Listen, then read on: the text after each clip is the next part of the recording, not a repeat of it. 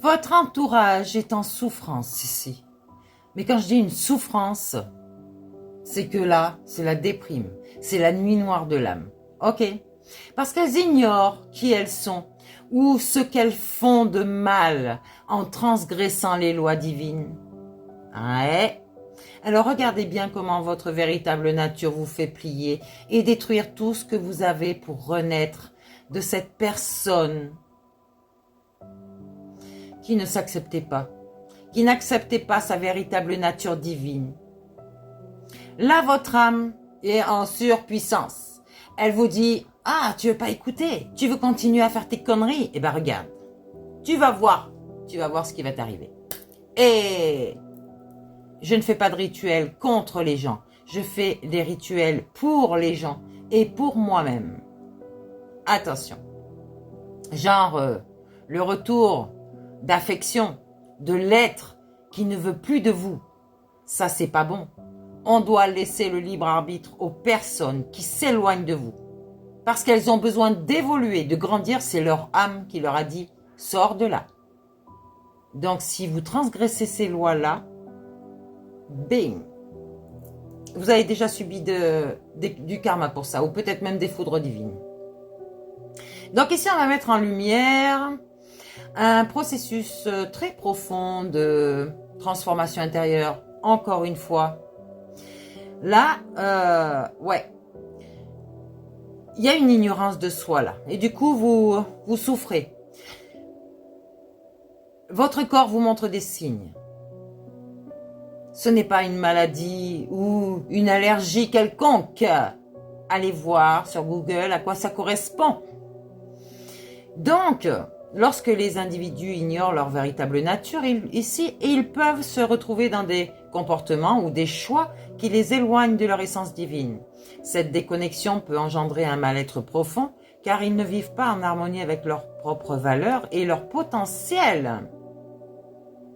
Donc, ici, des personnes transgressent la loi divine. Cette loi, souvent perçue comme un guide universel, basé sur l'amour, la justice, la vérité, est parfois transgressée par l'ignorance, parce que ces personnes ne savent pas. Ils ne connaissent rien au niveau spiritualité et du coup font des choix qui sont dictés par leur peur ou leur ego. Leur orgueil est très fort, c'est un esprit malsain.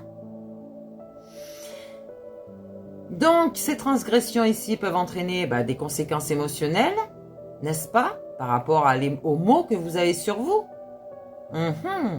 Et donc spirituelles, qui vont pousser les individus à se remettre en question, n'est-ce pas? C'est pour ça que je vous dis, mettez-vous vite en introspection pour aller voir qu'est-ce qui se passe. Parce que si vous attendez que ce soit votre âme qui vous y force à y aller, là, vous allez être ce phénix, hein. Ah ouais, ce phénix qui va brûler complètement pour renaître de ses cendres. Donc, il y a un effondrement avant cette renaissance. La véritable nature d'une personne, lorsqu'elle est ignorée, peut provoquer des crises existentielles. Et cette personne, c'est vous-même. Vous vous ignorez complètement. Donc, ces crises, bien que douloureuses, sont souvent nécessaires pour détruire des illusions et des fausses identités que vous mettez sur vous.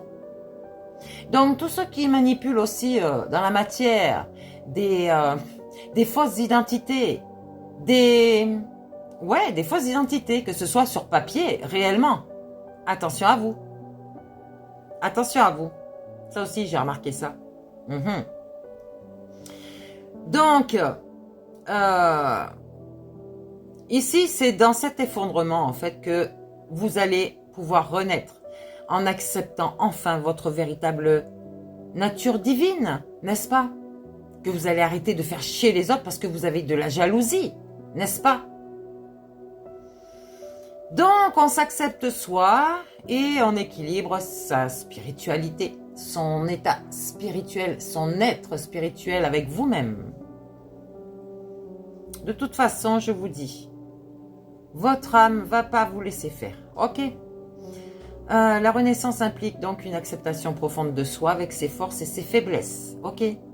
En embrassant sa nature divine, l'individu peut retrouver un équilibre spirituel et vivre en alignement avec ses valeurs de votre âme et donc sa mission de vie que votre âme vous ordonne de faire.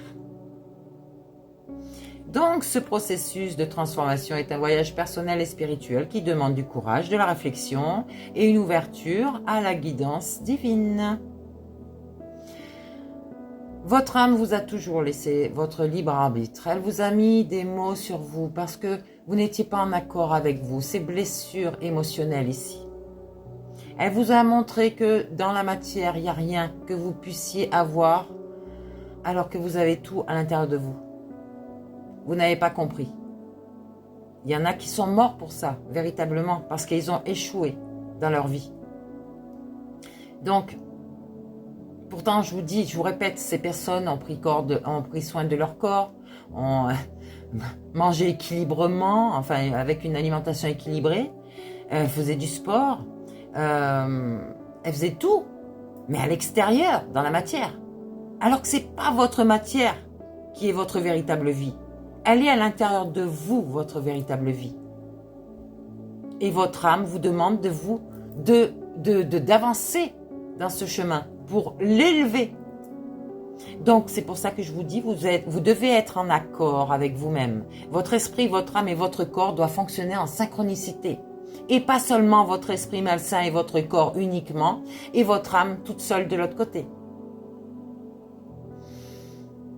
On vous a demandé, on vous a laissé le libre arbitre. Qu'est-ce que vous voulez nourrir? Est-ce que c'est vos parts d'ombre ou c'est votre lumière? Votre lumière et votre âme, elle est là pour être élevée. Alors que vous êtes en train d'élever votre diable. Vous êtes ce Lucifer.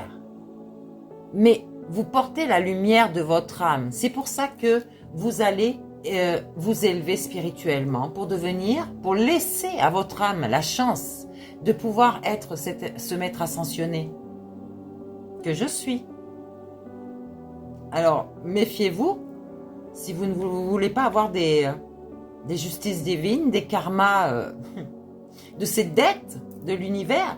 Vous devez rendre votre part. Hein. Qu'est-ce que ça va être de la part de votre âme à votre avis? C'est votre corps. Si vous ne la respectez pas, elle va vous lâcher. Donc, vous allez rendre votre corps à la terre. Et elle va repartir s'incarner dans un autre corps pour pouvoir enfin s'élever. Et elle ne va pas perdre son temps avec vous. Hein. Vous croyez quoi, vous? Vous êtes quoi, une main simplement ici pour profiter de la vie, pour faire des choses... Non, vous avez une mission de vie. Il va falloir vous réveiller vraiment, hein, avant que ce soit trop tard.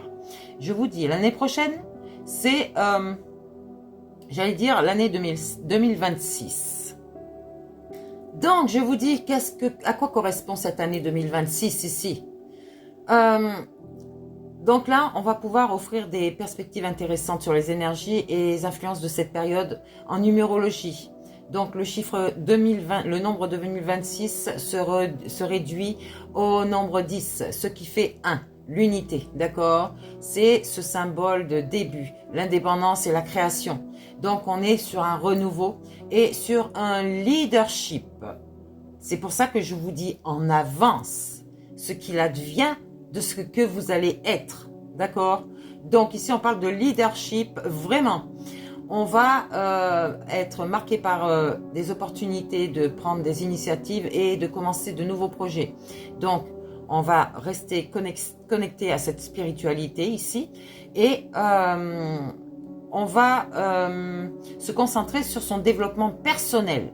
Là, cette année, c'est le développement spirituel. C'est clair. L'année prochaine, ça va être vraiment sur le développement personnel. Donc, de votre matière, les comportements que vous devez avoir. Donc, je vous enseigne déjà pour que vous soyez ici présent pour développer ce comportement avec votre spiritualité. Donc, on équilibre la matière et le spirituel.